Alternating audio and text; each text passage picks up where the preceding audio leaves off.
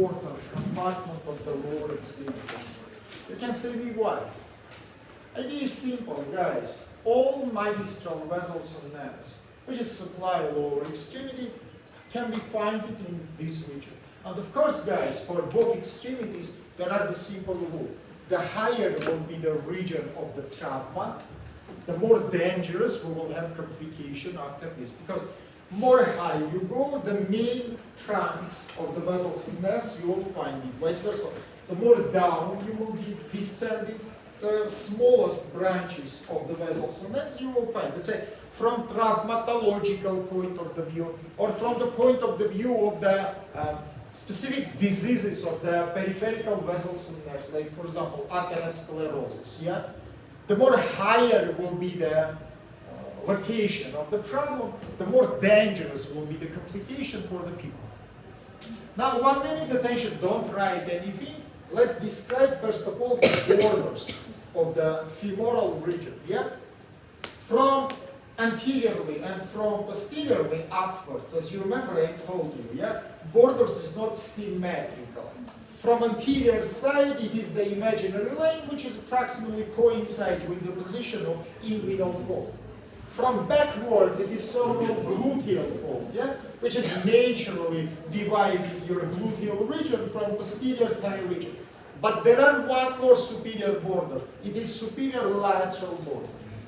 As you remember that I described for you the gluteal region, as a lateral border, we describe together two bone landmarks. From upwards, it is anterior superior iliac spine. From down, it is trochanter margin. This line is strongly necessary, my friends, because it is limiting the femoral region from gluteal regions. Now you go to down. In the downwards, as I said you last time, we have the equilibrium between the borders of anterior and posterior compartments. Let's say 2 fingers above the epicondyles. You provided symmetrical circular line, approximately 4 centimeters. Some literature say up to 5-6 centimeters above the epicondyles, and that is the border between knee region and between femoral region. So we understand superior border, we understand inferior border. Now finally, I must make subdivision into anterior and posterior compartments. How I do it? Again, I take the anterior superior iliac spine, by the way, very, very greatly palpatable structure. And from down, I take the lateral epicondyle of the femoral bone. From the medial side, immediately from pubic symphysis, I provide the imaginary line to the lateral epicondyle of the femoral bone. Both these imaginary lines split the thigh region into anterior portion and into the posterior portion. That is all divisions which you must know. Now, after the divisions, we start, as usually, speak about layers. And first of all, guys, minute attention to me.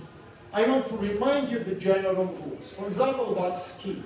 Not only in thigh region, completely in all lower extremity, medial compartments will have more elastic and movable skin. Lateral and back compartments, little bit less elastic and movable skin.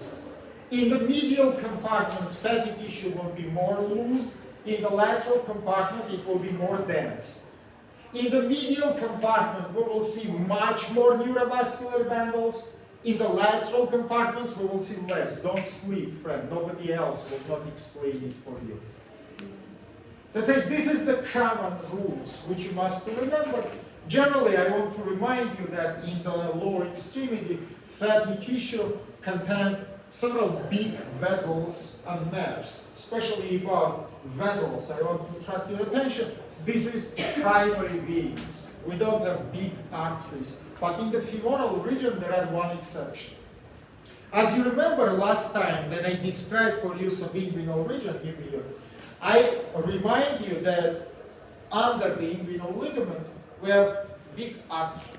By the way, that artery above the inguinal ligament called external iliac, below inguinal ligament we rename it and we call it arteria femoralis. And this arteria femoralis, guys, it is the main artery of the lower extremity. But in upper third of the thigh region, immediately below the inguinal ligament, it gives 3 ascending branches.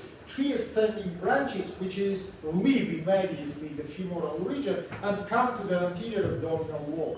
These three branches, guys, this is single exception of arteries in the fatty tissue of extremities. No any other region of the extremity doesn't contain arteries except these three. Some books say that this is not exception because that arteries doesn't have any function in the thigh region. They just transitory pass from the thigh. They come to anterior abdominal wall, and only here they supply the structures. I think from anatomy you remember the name of them, yeah? One of them we call epigastricus superficialis, second we call circumflexoides superficialis, and third one we call pudenda externa.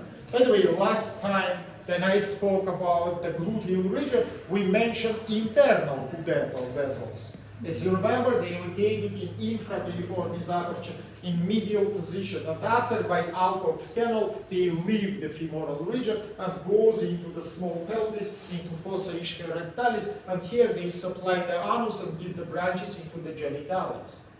But here we have external pudental vessels. Remember please about it. By the way, in this picture, you can see these structures, that is these three arteries, as you can see, yeah? Which is originated immediately below the inguinal ligament. They live. By the way, we projected these vessels. We projected that. For projection, you must divide the inguinal ligament into three portions. Yeah, lateral, middle, and medial. And you take the point which is located between middle and medial compartments. From that point, you provided three imaginary lines. You provided three imaginary lines. And 1 minute, sorry, hello.